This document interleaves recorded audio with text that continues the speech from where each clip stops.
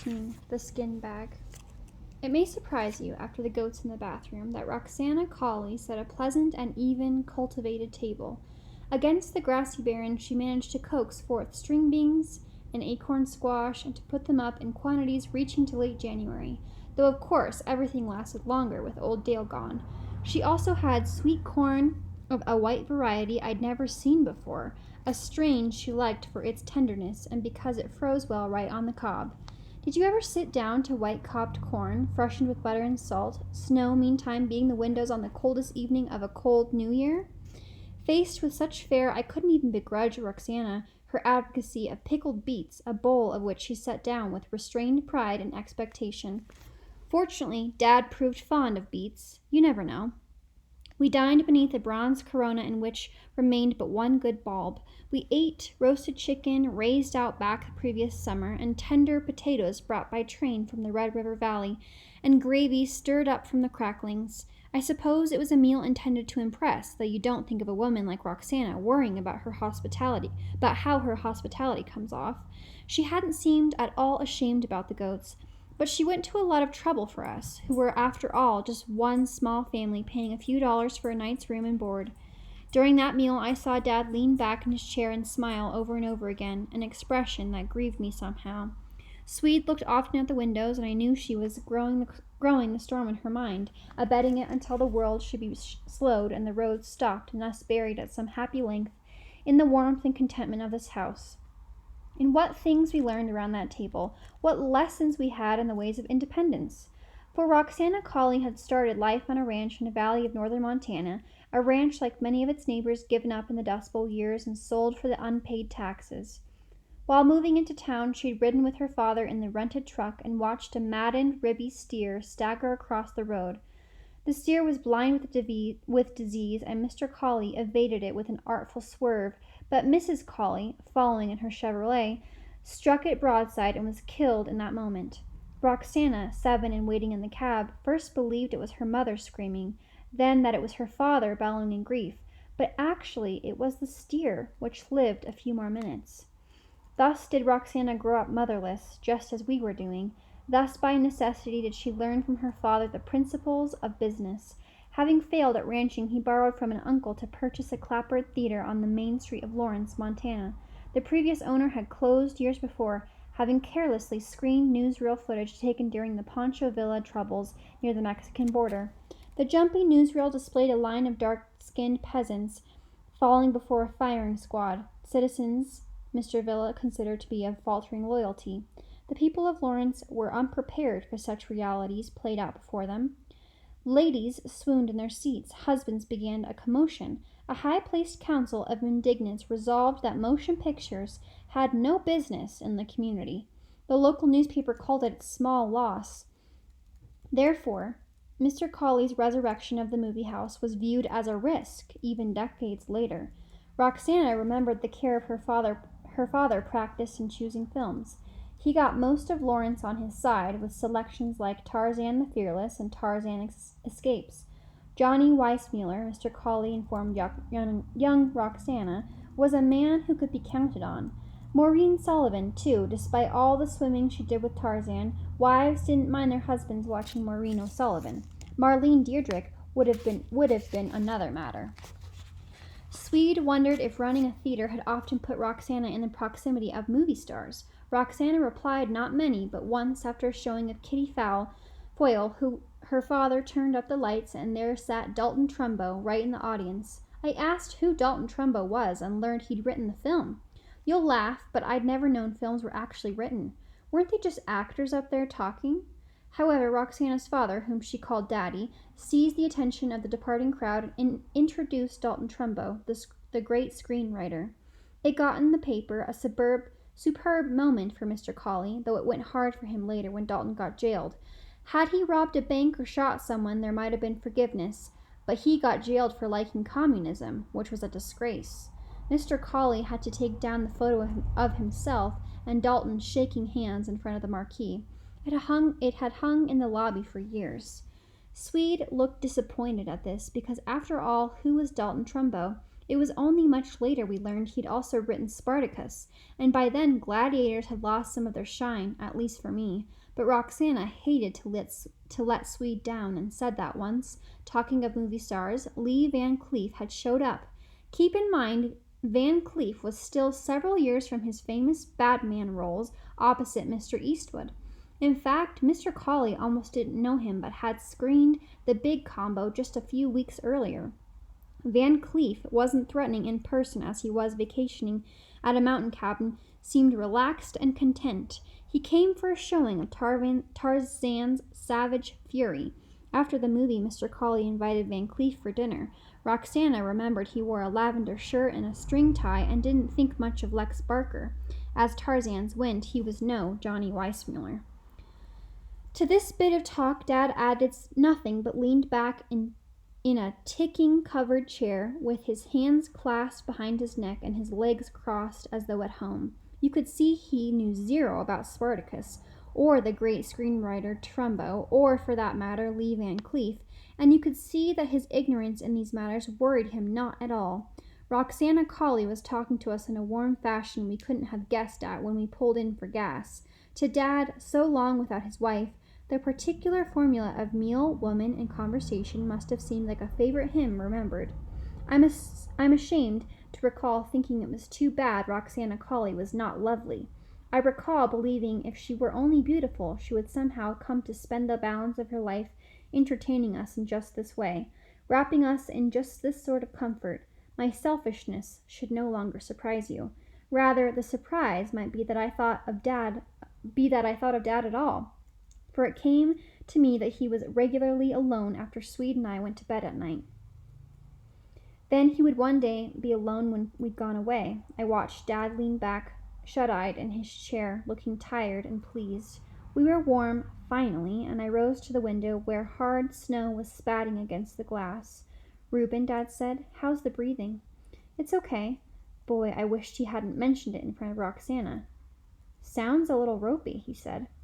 "I'm tired. Can I go to bed now?" I asked, aware Swede would view this as betrayal. "Of course, I'll be up soon too. Go on, you two." I dreamed a devilish little man came and stole my breath. He stepped through the door with a skin bag strung limp over his shoulder and with dispassionate efficiency crouched back and slugged me in the stomach.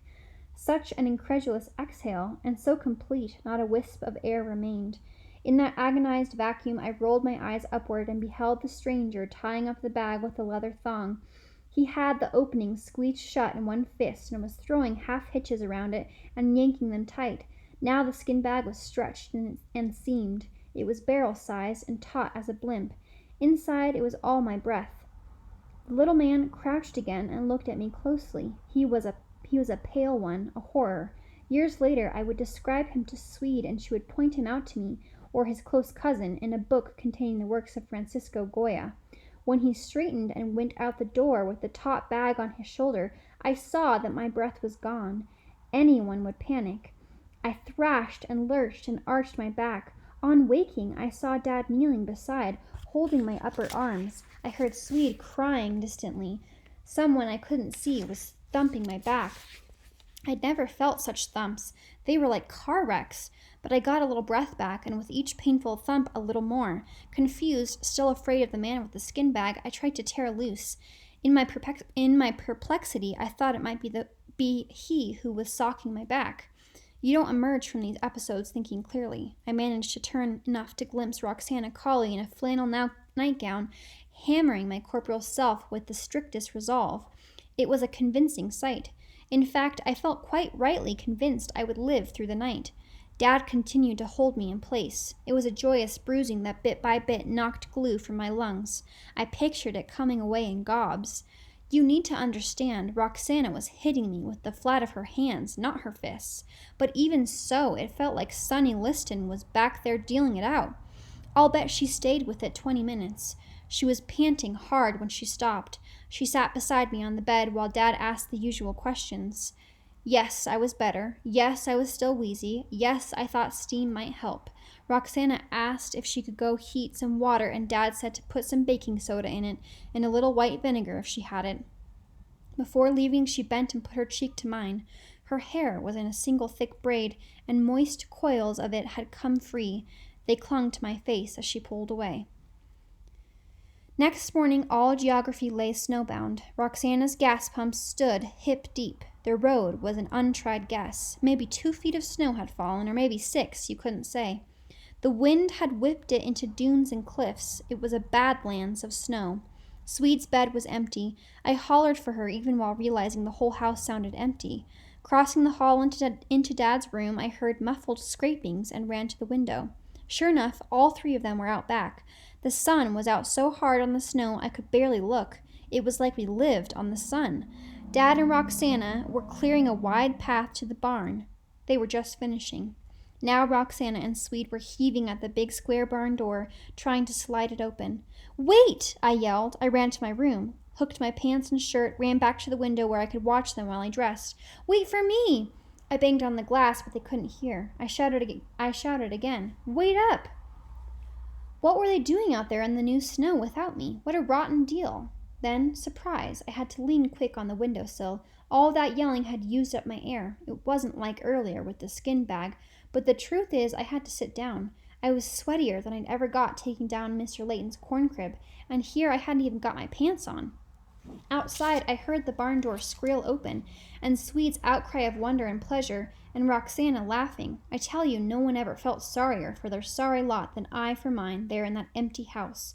I crawled back in bed under the weight of the sun and joy and adventure happening outdoors, and I thought dangerous things to myself. Back to mind came every hurt I'd endured from my defect, every awaited thing I'd missed. It seemed to me such wrongs were legion in my short life. It seemed that I'd been left alone here by the callousness of my family, that should the man with the skin bag return, I might not fight so hard next time, that this house was so empty even God was not inside it. He was out there with the others, having fun. Late in the morning, Swede came in, red-cheeked with the news that we would stay at Roxana's another night. Dad walked out on the road. There's drifts up to his chest. Roxana says she never saw this much snow at once in her whole life. She says a couple years ago it snowed a foot, and it took the country 2 days to plow the roads. For 1 foot, Reuben, and we got 4 or 5. It was plain nothing could have pleased her more, nor me under other conditions. But I'd lain in the morning in a sump of self-pity, and all I could see of Swede was her blazing auctionated cheeks, and all I could hear of her was speech gusting forth without constraint. "We're not going to find Davy sitting around here," I told her. "Well, we don't have a choice. We couldn't get out if we tried." Swede was wearing a hat of Roxana's, a fur hat with a narrow brim. Snow was stuck to it and turning to water. She'd wear it all day if she could. "Reuben, you got to see that barn.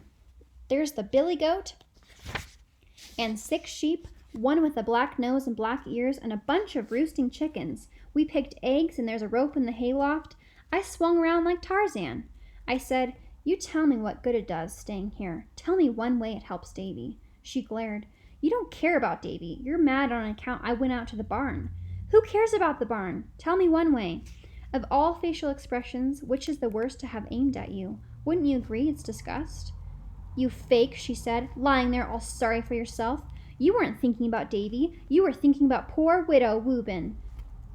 So dead center was this that I leapt up and tackled her at the waist and landed half on top of her on the hardwood floor, a consumptive effort and strategic mistake. We scuffed around a little, she getting me twice on the jaw, fist, then elbow, before the energy leaked out my muscles. She wiggled away and stood over me, and I was a gasping ruin. "I win!" she hollered. "Ha! Look here!" She took a gigantic, wrathful, chest-filling breath. "Look what I can do!" She blew out the breath and snatched another. She did frantic jumping jacks. She ran in place. "See, I could do this all day. I could do it all year, all my life." I couldn't speak. I rolled my eyes up at her like the betrayed steer at slaughter. I could hear my heart, boy, blacksmithing away in there. "I win!" Swede shouted. "Come on, Rube, say uncle." I shut my eyes and by main strength hauled in air and said uncle. "Uncle," she demanded, "what's that I hear?" "Uncle." She squatted down and looked in my face. I drew back instinctively. She couldn't have known, but this was exactly what the spooky fellow in my dream had done. Anyway, I didn't want to look at Swede. It is one thing to be sick of your own infirmities, and another to understand that the people you love most are sick of them also. You are very near, then, to being friendless in this world. Swede said, Reuben? Please, I whispered. She got hold of my shoulders and made me look at her. What's the matter with your lips, Reuben? I gathered enough air for a sentence. You went outside without me, which set her off sobbing. She wilted down on the floor next to me. It was hard to fathom after such a fight. She put her arms around my neck too, which was gratifying, but when it's like breaking cement with a hammer just to breathe, a tight hug isn't helpful, so I had to shrug her off. We lay there quiet some time, a very woebegone set of penitents. At last, by laying still and thinking about a brightly lit room made entirely of ice, I was able to retrieve basic respiration. I sat up and leaned against the wall. Swede pulled herself over and leaned also. She took my hand and held it while confessing all sorts of things, chiefly related to piggishness, but also the surprising fact that she actually had forgotten about Davy, just for a little while. I like being here, she said, with Roxana. Don't you like her, Reuben? Do you really want to leave? I like her a lot. We really couldn't go today. Too much snow. How come Dad started the car then? I'd heard it out there, idling poorly, sounding broke. We parked the trailer in the barn. Roxana thought of it. It's just a huge barn, Reuben. You have to see. I didn't see it right away, but this was certainly the work of the Lord, the work of providence, for your timid ones. It was a cup running over, because don't you think the old state police were ever more interested in us since we'd vanished from pursuit? And wasn't it fortunate how the blizzard struck before any state cruisers happened past Dale's Oil? And where else could we have landed, I might ask, that would offer not only gas on Sunday, but cheap rooms and warm meals and a hiding place for the Airstream? I took the baby goat for a walk this morning, Swede said, all around the house. She's so smart. She followed me all around. Swede, you pretty soon get used to her weird eyes. Where are we going to go? I mean, when we do leave. She looked so blank I knew leaving was way off the end of things for her. I said, aren't we going to get arrested as soon as we get back on the road? Say, that's true. That's right, she crowed. I guess we better lay low a few days. Reuben, grabbing my arm, now we're fugitives too. She was so thrilled I feared she might tear off downstairs and tell Roxana about it. So I hushed her and reminded her how Tom Sawyer and Huckleberry had sworn silence in the matter of Injun Joe, and how running and hiding from the law was a privilege a few kids ever had, and how we ought not blow it by bragging to someone we just met. Don't you trust Roxana? Swede whispered. Well, sure I do. But we just got here yesterday. Swede nodded. Okay, then let's sign in blood like Tom and Huckleberry did. We'll cut our fingers and swear an appalling oath. Oh, for Pete's sake, Swede. She was already up rummaging for paper, came back with a strip of brown grocery sack. Get out your knife. I had a cast-off Scout of Davy's. The big blade was only knuckle long, having been snapped off trying to pry something. I swiped it cautiously. Swede, it's really dull. We'll use the awl.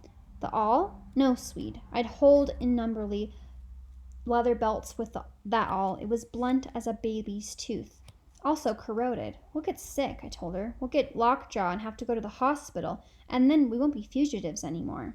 So we stuck with just the appalling oath. I've forgotten the exact parlance, but it was a rare and lofty oath, studded with illustrious and disused old words such as treachery and banishment and leprous. Roxana was correct about the county snowplows. They weren't up to the job. Days opened and filled with work and talk and closed early. My lungs relaxed. I was allowed in the barn and taught to candle eggs. Swede climbed to the loft and pitched down hay for the sheep. Following these modest chores, we cinched on scarves and went walking atop snowdrifts so hard they stayed trackless. We walked out above the road and looked down on the white horizon. We were good and stuck and dangerously happy. Late in the 5th day, we saw what looked like jets of smoke spurting from the ground in the east. We put back our hoods, expecting the chuffs and growls of plow trucks, but they were still too far for sound. Next morning, Roxana and Swede cleaned out the goat pen in the bathroom back of the cash register, while I investigated the pictures on the office walls. What's this one of the town? Roxana poked her head out the bathroom. Main Street of Lawrence. That's Dad's theater on the right. The Empress. See the marquee? Somehow, when Roxana had told about her father's theater, I'd pictured something more conspicuous. Hadn't it drawn notables, Lee Van Cleef and Mr. Trumbo? But the Marquis of the Empress was nothing but a flat storefront sign across which lay Captains Courageous in tilty letters. A toilet roared, startling the goats, yet Roxana was wise. If you're going to stable critters inside a house, you can't do better than right by a toilet. How come you got this of the old wild bunch here? It was Cassidy and the rest posing in new suits. You've seen it, the one with the bullet holes. My great-uncle spent time with Cassidy, Roxana called back. Whatever Swede had in hand dropped to the floor. It didn't make a very nice sound. Your uncle knew Butch Cassidy? Great-uncle. They were friends, Roxana said. He's not in the picture, though, so you see they weren't that close.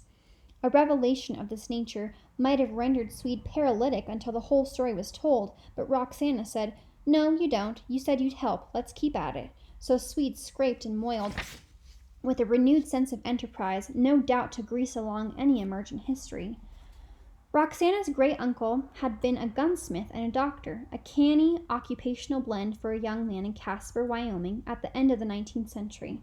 Taken to visit him by her father, Roxana remembered a kitchen table spread always with bits of firearm, trigger assemblies, firing pins, bolts grooved silver for want of oil. She remembered his mounted vices, one large, one delicate, and his magnifying lens like a jeweler's fixed to the frame of his glasses. He had a workshop in the basement, but preferred the kitchen, a lifelong bachelor. He baked himself cinnamon rolls almost every morning, setting the dough to rise before going to bed. When you stepped in his door, Roxana remembered, you smelled pastry and coffee and oil-swabbed steel. Swede asked a trace impatiently how the great-uncle knew Mr. Cassidy. The answer was, same way he knew all sorts of other people. You couldn't ever visit Uncle Howard without shooing away a man in a suit. They were salesmen from the Remington and Winchester and Savage companies, or they were medical men come inquiring after his particular advice in the treatment of gunshot wounds. Running into Uncle Howard's kitchen, Roxana had once banged into the knees of a man wearing a white shirt and black vest and a watch fob belly slung as if from the foregone century. The man had helped her up, tipped his hat. He was a Pinkerton detective and offered to fingerprint Roxana to illustrate his craft, but Howard chased him away. Howard didn't believe a person should be printed on a whim. He was an old man by this time and told his receptive great-niece that Pinkertons were honorable as a rule, but from long habit he considered them to be the other side of things from himself. This was how he had met Mr. Cassidy. Arriving home from church on a lovely June Sunday, Howard had been surprised to find a boy propped spraddle-legged on his front step. That's how the great-uncle described him, as a boy. The boy was leaning back on one elbow like any idler and had a piece of chalk in his hand, and he was doodling with the chalk on the broad slabstone Howard used for stoop and entry.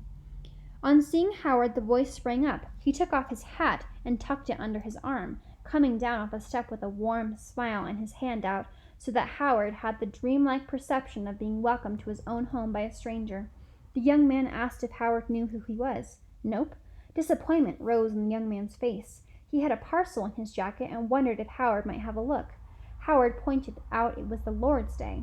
The young man asked him just to look, if he was interested. The parcel could be left till a day the Lord hadn't claimed. In truth, Howard wasn't in the habit of honoring the Sabbath. He was more interested in honoring the pan of cinnamon rolls he'd set to rise just before leaving for church.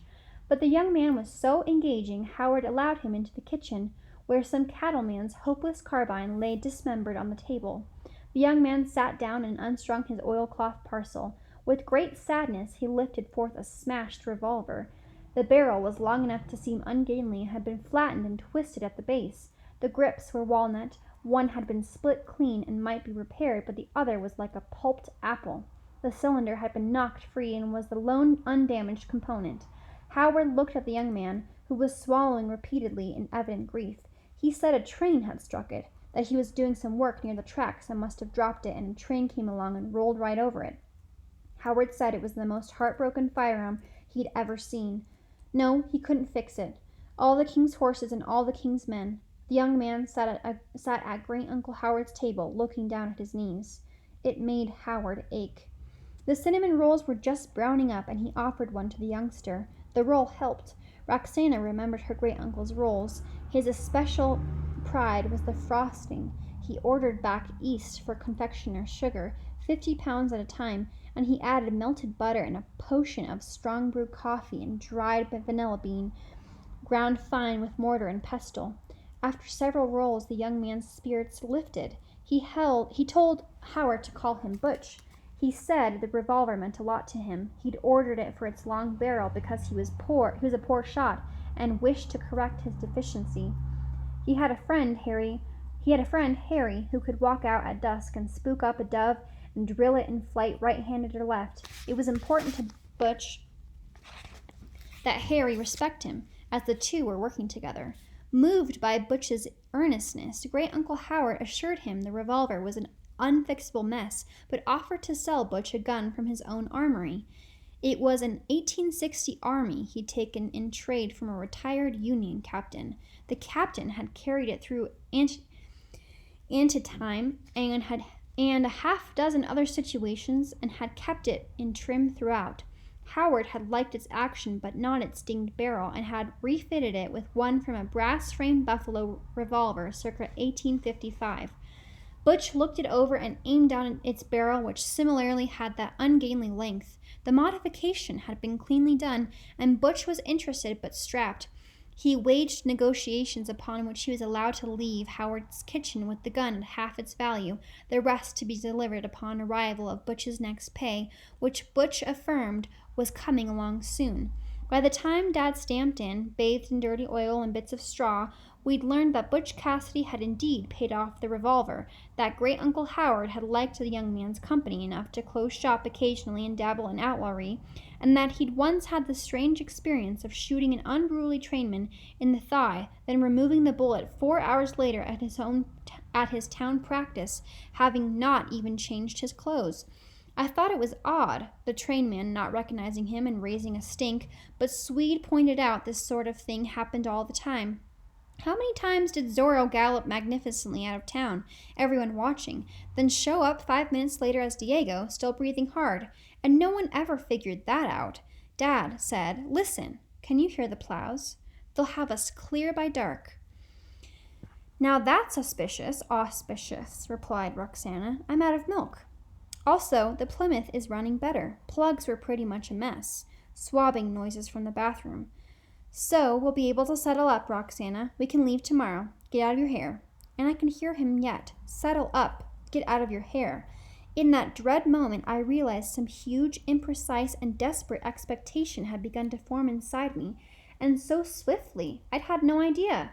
Leave tomorrow. It left me empty and dumb. Swede, too. I've talked to her about it. She wanted to run out where Dad stood picking straw off his coat and hit him in the stomach. But clearly Roxana was thrown for no such loop, for she emerged upbeat from the bathroom, hair kerchief back like Aunt Jemima's, goat muck thumb swiped across one cheek, forearms crossed under rolled sleeves. The words majestic come to mind. She smiled brightly at Dad, saying, "Are you in a hurry to leave, Mr. Land?" None of us, of course, was in a hurry to leave. Surely I wasn't. The truth is my short history contained no such person as Roxana Cauley. What must she have thought when Dad, yanking me up out of my nightmare, held my shoulders and instructed her to pound my back? Yet she pounded as if not just mine, but both our lives were reckoned by her strength. As for Swede, every sentence Roxana spoke presented her with something new to admire. A movie star had eaten at her table. Her great-uncle had ridden with Butch Cassidy. Also, she employed words like auspicious while cleaning behind goats, a positive indication of dignity. Dad's reluctance to leave, so far as I know, had little to do with Roxana. It had more to do with Almighty God, who so far had issued no instructions about what to do next. And so we awaited some event or foretoken, a long line of which we could recount in our march toward Davy's reclamation, the divine befuddlement of the North Dakota State Patrol, August Schultz's inkling toward the Badlands, Mr. Lurvy's bequest, even Dad getting fired by the depraved Superintendent Holgren. Why, we'd never have left roofing otherwise. Yet here we sat at Roxana Cauley's in a most disturbing state of satisfaction. Every morning Dad studied the scriptures. Every afternoon we did Roxana's chores and were repaid by revelatory tales of her adventurous and profane and torchlit forebears. Nights, Swede and I dozed in the comforting far-off resonance of adult conversation. We did not eavesdrop. Sometimes we'd hear Dad deepen his inflection. He was a very good mimic, a talent he would not practice before his children. And then we'd heard Roxana laugh. She had a low, beautiful laugh, and hearing it, you could only wish you'd said the thing that brought it forth. Here's a strange fact. By the time Dad declared with such candid bad timing that we could get out of Roxana's hair, I'd begun waking in the mornings with the sensation that I'd been born in her house, that I was a native there as the painted wainscoting and the clothes tree beside my bed. In all, it was as pleasant a mirage as any I'd occupied. But eventually the plow did arrive, against all yearnings. We wrapped in coats and scarves and stood on a snow ridge to watch its tortured passage. The depth of the drifts hid all but its topmost parts, so that what we observed was a headlit monster crushing through nightfall with the tip of its V-shaped scoop borne up before it like the prow of an ice-breaking ship. To make any way at all, the plow needed a running start. It would back off 50 yards or more, then clutch into low and come roaring ahead, all chains and smoke, casting up backlit clouds that made us gasp. The whole effort was so heroic, Dad grabbed Sweet and put her on his shoulder as if it at a parade. When the plow had at last gone by, it backed up once more, and the two men inside it climbed out and stood on their running boards to wave and holler, and we whooped and jumped around in reply because it was thrilling, no matter what was to happen next. It's not every day such liberators appear on your behalf, and we cheered them like Ulysses home from the battle. Then Dad said, "Swede, Reuben, in you go. Get your things together. Go on now." And in the great moment was over. Next morning, we'd have to leave. In fact, Dad seemed so determined to leave, I suppose he'd received orders from the Lord at last. Upstairs, I offered this idea to Swede. I only meant it as comfort. "Did he tell you anything?" She was crying mad, firing balled-up socks into her suitcase. Well, he hadn't, which Swede knew as well as I did. "If God told him what to do next," she said, "how come nobody else heard it?" "Come on, Swede. Nobody else heard it with Moses. Nobody else heard it with Daniel or Paul or Jonah." "Jonah!" she said in disgust, then lumping in clothes. "If God told him what to do, how come he didn't tell us?" "Who, Dad or God?" "Who cares? One of them ought to have mentioned it." She stomped away to the bathroom and returned with her toothbrush and poked it in the suitcase too. "Don't pack that yet. You'll want it in the morning," I told her, wincing then as she spun and threw the toothbrush at me. It missed. Though tantrums were not usual for Swede, I could see there was more where this came from. I said, "What if God told Dad where to find Davy? What if that's why we're leaving?" This, by the way, was the first mention of Davy between us since the morning after the blizzard. You might remember it caused a brawl then. Not now, though. Now it just made a quiet in which Swede slitted her eyes and peeked into my heart of doubt. "Okay, Reuben, is that what you think happened?" "Well, it might have." "Is it your true opinion God told Dad the whereabouts of Davy and we are going there in the morning?" "No," I had to confess. "Then shut up about it," she said. Suitcases packed and rooms needed and clothes set out for morning, we went downstairs to help with supper. It was our routine now, and a busy one, Roxana being a thorough cook. Generally, I was sent to retrieve wax beans or yams or an acorn squash from the Webby cellar, while Swede sliced bread or laid out plates and glasses. We'd pour cider, mashed potatoes, sliced pickles. We did with conviction, devotion, all things we'd done so gracefully at home. Even as we tromped downstairs, we felt the anger between us lifting, for there was something in Roxana's kitchen that dispelled trouble, usually. This time, though, she was standing at the counter with her back to us, standing in a dark wool dress pulling tight over her shoulders. The kitchen was lit by one yellow bulb above the sink. Otherwise, the house was dark. The dark flowed in through every window, as if they'd all been shut out and dark and cold were coming in, and I wondered where Dad was, for we needed him there. "Children, Roxana," said Swede. "Children," Roxana replied, turning to us. Though her eyes glittered, she was not crying. In fact, she pulled a smile from somewhere. Her hair was roped back in a French braid from which it was very winningly coming loose, and she held before her a picnic basket with a clasped lid. For heartening sights nothing beats a well-packed picnic basket, one so full it creaks, one carried by a lady who you would walk on tacks for. Does all this make her sound beautiful to you? Because she was. Oh, yes. Though she hadn't seemed so to me a week before, when she turned and faced us, I was confused at her beauty and could only scratch and look down at my shoe tops, as the dumbfounded have done through the centuries. Swede was wordless too, though later in an epic fervor she would render into verse Roxana's moment of transfiguration. I like the phrase, which hasn't been thrown around that much since the High Renaissance, but truly I suppose that moment had been gaining on us, secretly, like a new piece of music played while you sleep. One day you hear it, a strange song, yet one you know by heart.